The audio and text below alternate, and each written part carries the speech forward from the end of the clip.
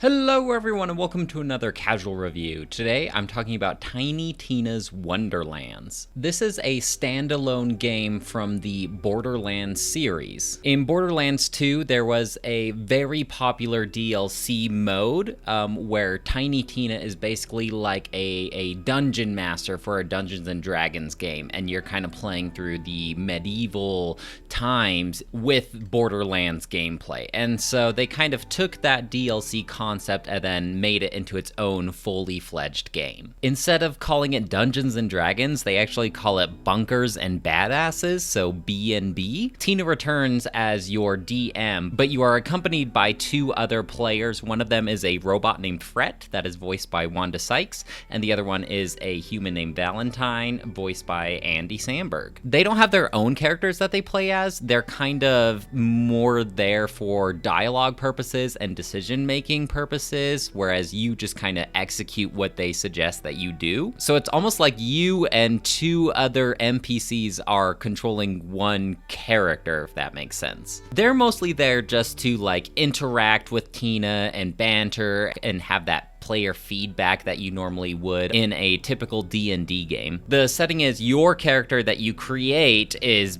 a fate maker, and you are chosen to defeat the evil Dragon Lord, voiced by Will Arnett. And the interesting thing about the Dragon Lord is he kind of breaks out of the setting of Bunkers and Badasses, and he is like aware that he is a character in a game, and so he kind of like breaks out of the meta, and he'll also talk with like Tina based on her decisions and banter and kind of like ridicule her a lot. Contextually, it makes sense that you are creating your own character from scratch. There's a lot of character customization, but I feel like for storytelling purposes, making my own character isn't always the best, because they just kind of feel like a blank slate. Like, I don't feel like I'm playing an actually tailored character. I just feel like I'm playing a blank slate, and then the decisions are made around me from other characters. Also, like, I don't really spend a whole lot of time customizing my character, especially if it is like a first-person game where I'm rarely going to see my character anyway. That being said, I did go in about halfway throughout the game and like change up what my character looked like and how they sounded.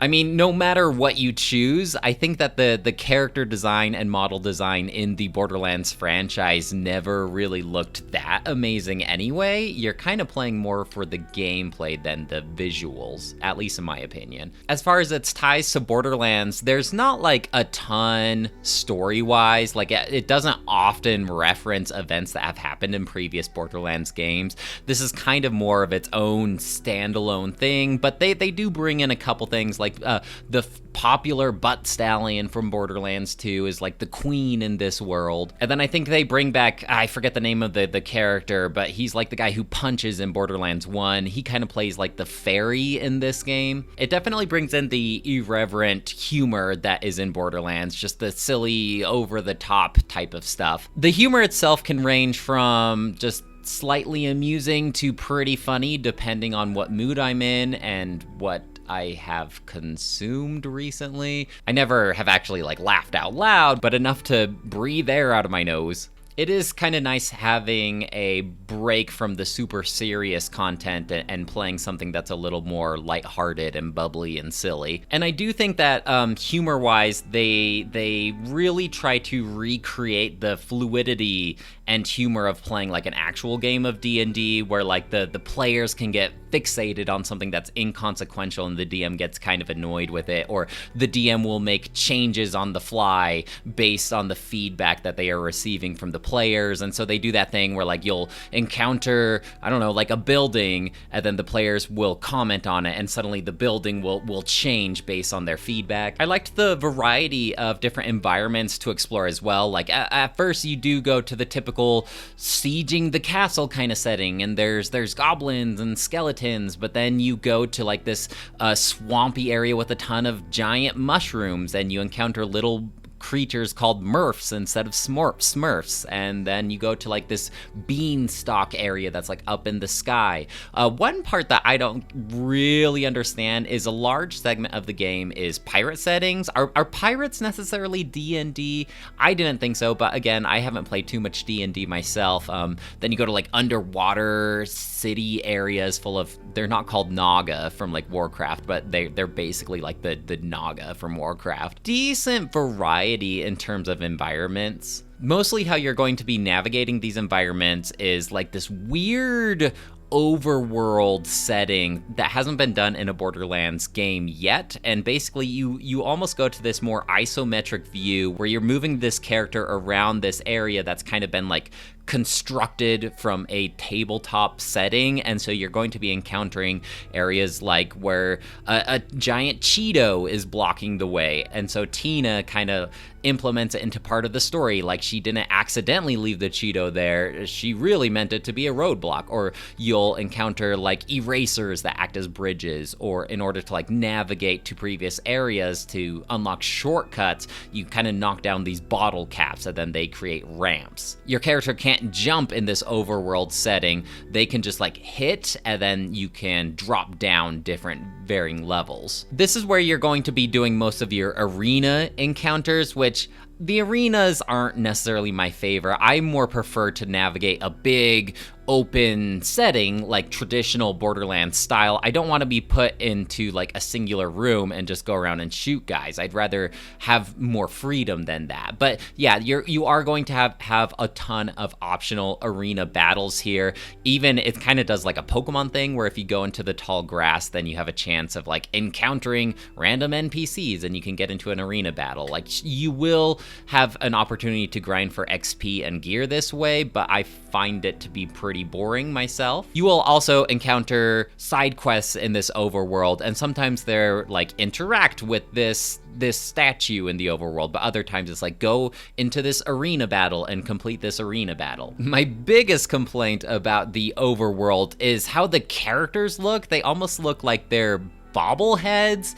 It's very much like, thanks, I hate it in terms of visuals, especially because I've already complained about the visuals, but then you change them to this weird proportion where they have a tiny little body and a giant head. It just doesn't work for me. Your main central hub is going to be this area called Brighthoof, and every Borderlands game kind of has like this main city that you go back to every once in a while where you can like replenish your gear or explore all the nooks and crannies for little things and talk to your vendors. This is also where you're going to be finding a decent chunk of the side quests that you can go out and do. There's a lot of additional secret little resources that you can go collect, as you would expect from a game like this. You know, you go find these poetry scrolls and lore scrolls that you will give you additional unlocks. There are these D20 20-sided dice that you can find that are hidden all over the place, and I guess the idea is when you find one of these you get some gear, but it also increases your luck for finding better gear in the future. I have no concrete evidence how much exactly these D20s are affecting my gear luck, but mentally it is kind of cool thinking like, cool, now I'm going to find better and better gear the more and more I find these D20 dice. And so that's kind of like some pretty good incentive to go search out these D20 dice. In terms of the like actual combat itself, you can choose a class. And so I chose the Clawbringer, and I'm pretty happy with my decision because like the Clawbringer, their action ability is they have like a giant hammer, and so they like slam it into the ground and it does this big cool AoE attack, and then you get like the cool Thor hammer sound as you're swinging it down into the ground. But then there's a different one that you can do where you can kind of like throw it as a ranged attack, and then it affects an area for a certain amount of time.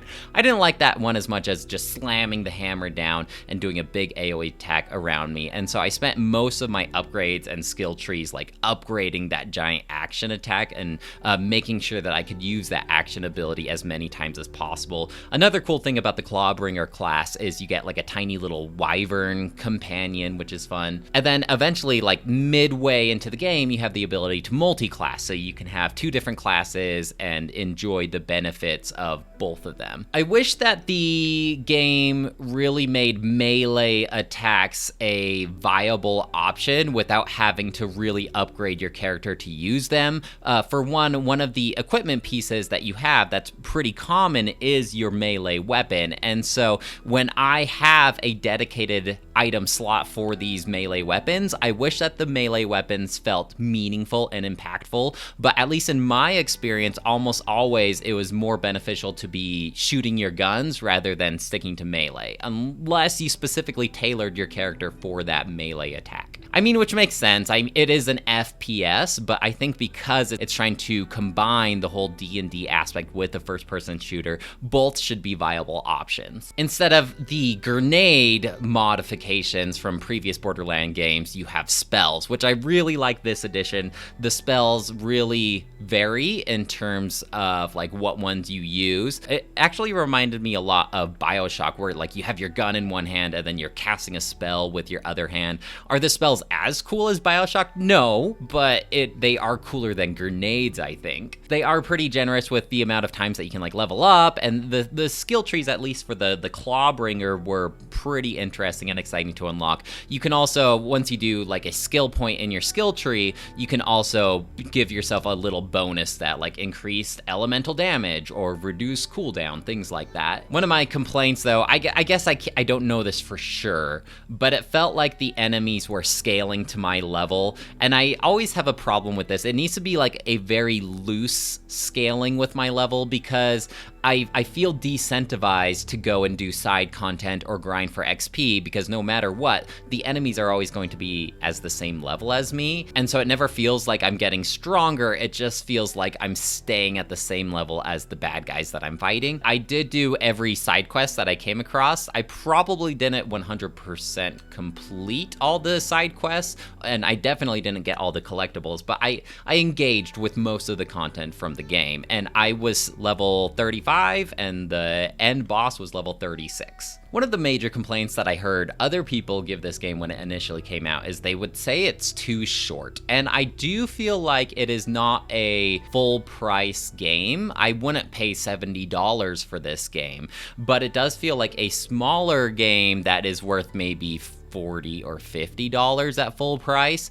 I mean, I spent almost 20 hours playing through the game, and granted, I did do a lot of the side content, so if you just made a beeline straight for the main objective and didn't go off the beaten path or anything like that, I could see this game being closer to 10-ish hours. But if you're complaining about the game's length, then go engage with all the side content, and even after you beat the game and roll the credits, they do the typical thing where they tell you all this additional and post-game content that you can go engage with. I mean, if you've ever played a Borderlands game before, you know that there's always going to be better loot out there and better gear for you to go out and find. And then it also introduces this ability to like re-roll your gear stats, and so you can really like fine-tune your character to make them the strongest they possibly can be. I feel like at this day and age, there is a little bit of Borderlands fatigue. I feel like, especially after the infamous Borderlands movie, people are kind of done with this franchise, but when you get to the core of it, Borderlands still is a fun game, at least in my opinion. I like the series, and so if you're into Borderlands, if you like the gameplay, this combination of like RPG elements and first-person shooters, that's what you're gonna get here. And I think that the combination of Borderlands and this D&D fantasy setting is just like a match made in heaven, and I felt that way ever since I played the DLC with Borderlands 2. I think that it just works. So I guess if somebody was to ask me if Tiny Tina's Wonderlands is a good game, I would just ask them, do you like Borderlands? And if they say yes, then I say, you will like it. And if they say no, I will say, you don't like it. You kind of know what to expect going into this game if you've ever played a different Borderlands game. I've always enjoyed the Borderlands games, all of them that I've played, the first, second, the third, and this game is no exception. I would give this game a 4 out of 5. I think it's a good good time. I think it would be even better if you were playing with friends, just like any game really. But even playing solo, I had a great time playing it. And I don't mind the humor necessarily. I think the one thing that really bugs me about the dialogue in this game is it kind of like locks you into listening to all this talking, where other previous Borderlands games did not have that. Where if I talk to a character, I turn in a quest, they're gonna talk to me through a radio while I go out and fight bad guys.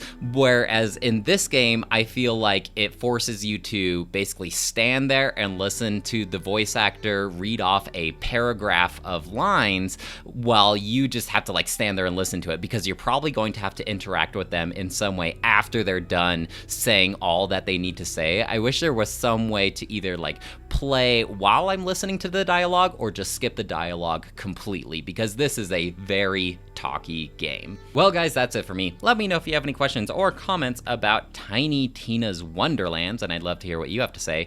Otherwise, I'll talk to you later. Bye!